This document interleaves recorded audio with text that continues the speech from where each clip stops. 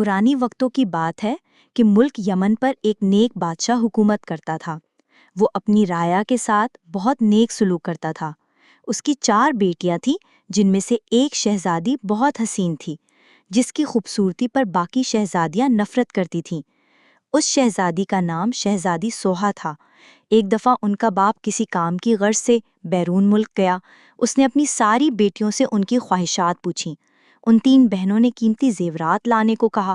جب بادشاہ نے چوتھی بیٹی سے پوچھا کہ اگر تمہیں کسی چیز کی ضرورت ہو تو مجھے بتا دو، شہزادی سوہا نے کہا مجھے ایک گلاب کا پھول چاہیے۔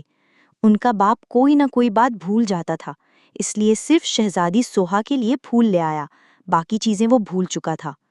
جب وہ گھر آیا تو شہزادیاں دروازے پر کھڑی اپنے باپ کا انتظار کر رہی تھیں۔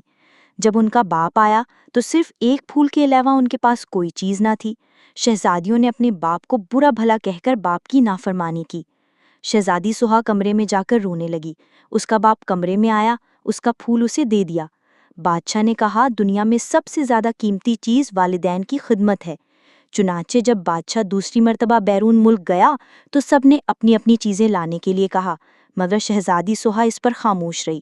اس نے سوچا کہ اس بار کوئی ایسی بات نہ ہو کہ جس سے میرے باپ کا دل دکھے، تو بادشاہ نے اپنی بیٹیوں کے لیے زیورات لیے۔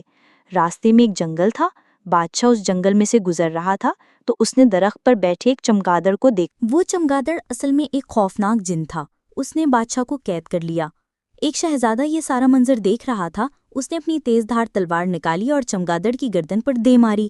چمگادڑ اسی وقت مر گیا۔ شہزادہ بادشاہ کو محل لے گیا اور ان کی بیٹیوں کو سارا قصہ سنا دیا۔ شہزادیوں اپنے باپ کے پاس آئیں اور اپنے باپ سے نافرمانی پر معافی مانگی۔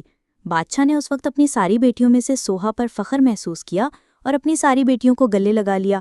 سب ہنسی خوشی رہنے لگے۔